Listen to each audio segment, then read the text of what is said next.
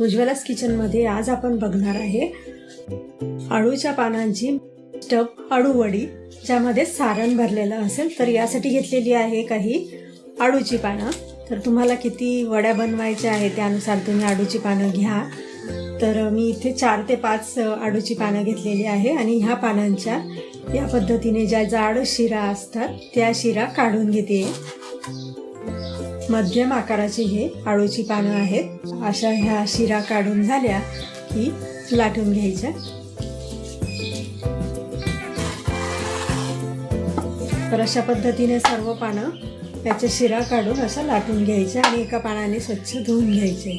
तर यासाठी मी घेते आहे 1 वाटी बेसन पीठ.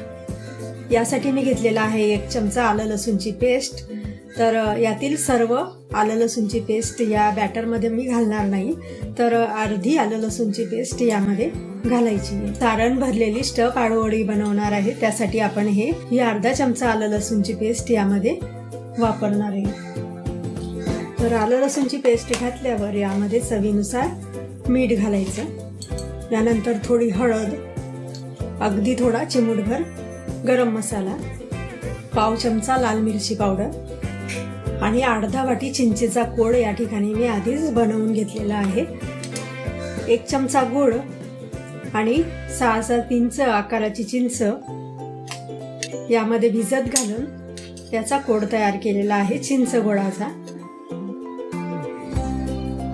मिक्स करायचं चांगलं असं. आवश्यकतेनुसार पाणी घालून हे बॅटर तयार करून घ्यायचं आहे. बॅटर तयार करताना खूप पातळ किंवा खूप घट्ट असायला नको. बॅटरमध्ये गुठळ्या राहू द्यायच्या नाही पिठाच्या. आता हे तयार करून घेतलेलं बॅटर 10 मिनिटांसाठी झाकून ठेवायचं. तर आता आपण ही अळू वडीसाठी काही साहित्य घेतलेलं आहे.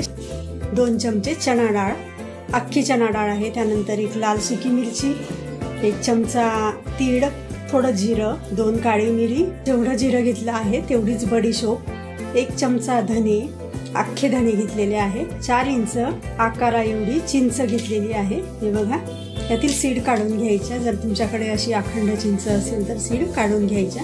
त्यानंतर यासाठी सारणासाठी आपण घेणार आहे ओला नारळ 4 छोटे चमचे आणि अर्धा चमचा आलं लसूणची पेस्ट देखील आपल्याला यामध्ये घालायची आहे. चणा डाळ भाजून घ्यायची आहे.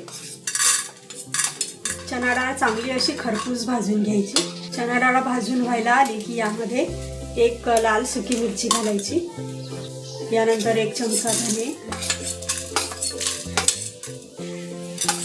2 काळी मिरी, पाव चमच्यापेक्षा थोडी कमी बडीशोप, जिरं त्याच प्रमाणामध्ये बडीशोपच्या. आणि आता हे सर्व साहित्य चांगलं असं भाजून घ्यायचं सुगंध येईपर्यंत. आता हे संपूर्ण साहित्य भाजून झालं की लगेच मिक्सरच्या भांड्यात घालायचं. गॅस बंद करायचा. हा पॅन ऑलरेडी गरम आहे. यामध्ये तीळ फक्त आपल्याला भाजून घ्यायची आहे, अगदी जस्ट वरचे वर. खूप अशी भाजायची नाही, करपू द्यायची नाही, फक्त ती छान भाजली गेली पाहिजे. गॅस ऑन करायचा नाही. ह्या गरम पॅनमध्येच ती चांगली भाजली जाईल. डाळ आणि इतर मसाले जे होते ते भाजून घेतलेले आहे. तर पावडर तयार करताना आपल्याला यामध्ये अजून काही साहित्य टाकायचं आहे. यामध्ये चिंच घालायची आहे थोडी, 2-3 इंच. त्यानंतर आलं आणि लसूणची पेस्ट जी आपण अर्धा चमचा काढून ठेवली होती ती घालायची. अगदी थोडासा चिमूटभर गरम मसाला आणि ह्या सारणाच्या चवीनुसार थोडं मीठ, कारण खूप खारट व्हायला नको म्हणून अगदी थोडं मीठ यामध्ये घाला. आणि आता हे संपूर्ण मिश्रण वाटून घ्यायचं आहे. असं हे मिश्रण वाटून झालेलं आहे. हे बघा, अशी पावडर तयार करून घ्यायची. थोडीशी जाडसर राहायला पाहिजे, एकदम बारीक नको आणि खूप जाडसर नको, ह्याप्रमाणे बघा. यानंतर यामध्ये आता 1 चमचा गूळ घालते आहे. गूळ पावडर, गूळ असेल तर तो तुम्ही क्रश करून घाला किंवा चिरून घाला. त्यानंतर यामध्ये 4 चमचे ओला नारळ खोवून घेतलं होतं ते घालायचे. भाजून घेतलेली तीळ आता यावेळी घालायची आणि मिक्सरमध्ये थोडं फिरवून घ्यायचं आहे, अगदी जस्ट म्हणजे याची पूड व्हायला नको तीळची वगैरे, फक्त मिक्स झालं पाहिजे. यासाठी आपल्याला मिक्सर फिरवायचं आहे फक्त. हे सारण आता आळूवडीसाठी बनवून तयार झालेलं आहे.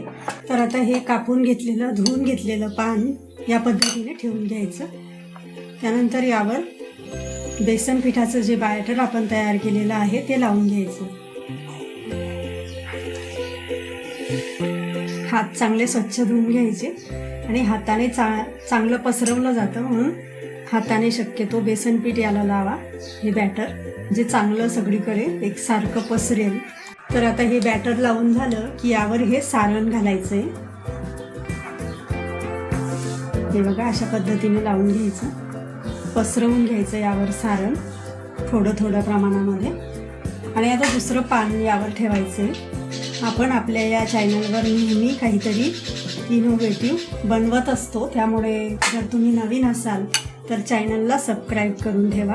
आता हे पान ठेवल्यावर यावर पुन्हा हे बॅटर लावून घ्यायचंय बेसन पिठाचं. आणि आता पुन्हा थोडं थोडं सारण यावर घालायचंय. ही अगदी आपण नेहमीची आळूवडी तर नेहमीच बनवतो किंवा बाहेरही खातो, पण ही वेगळ्या प्रकारची आळूवडी आहे. याची चव अप्रतिम आहे. हे बघा असं सारण पुन्हा लावल्यावर पुन्हा पान ठेवायचं. आपल्याला किती पानं यावर ठेवायची आहेत त्यानुसार तुम्हाला यावर पानं लावता येतील. असं हे बॅटर लावून झालं की पुन्हा यावर हे सारण पसरवायचं आहे थोड्या थोड्या प्रमाणामध्ये. आणि तुम्हाला किती पानांची वडी बनवायची आहे त्यानुसार तुम्ही यावर पानं लावा. तुम्ही आतापर्यंत अशी आळूवडी कधी खाल्ली नसेल.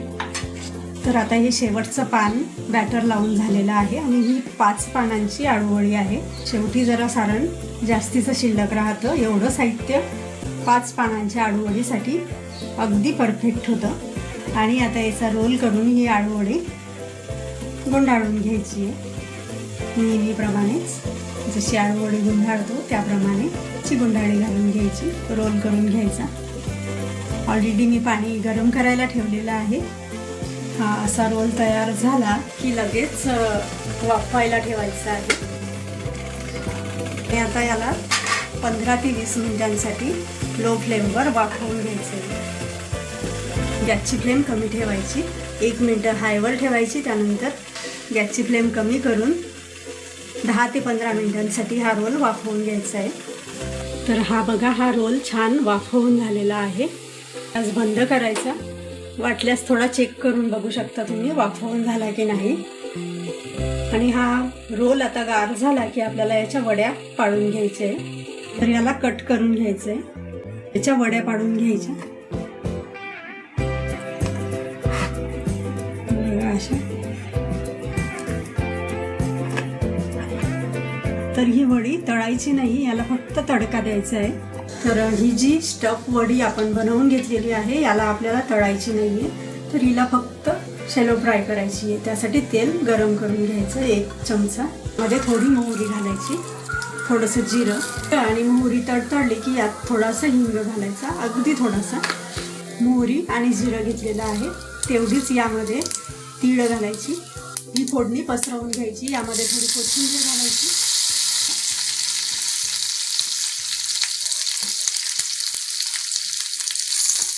तर आता ह्या वड्यांची एक बाजू चांगली खरपूस झाली की दुसरी बाजू उलटवून घ्यायची. आता दुसरी बाजू उलटवतो तेव्हा थोडं तेल घालायचं.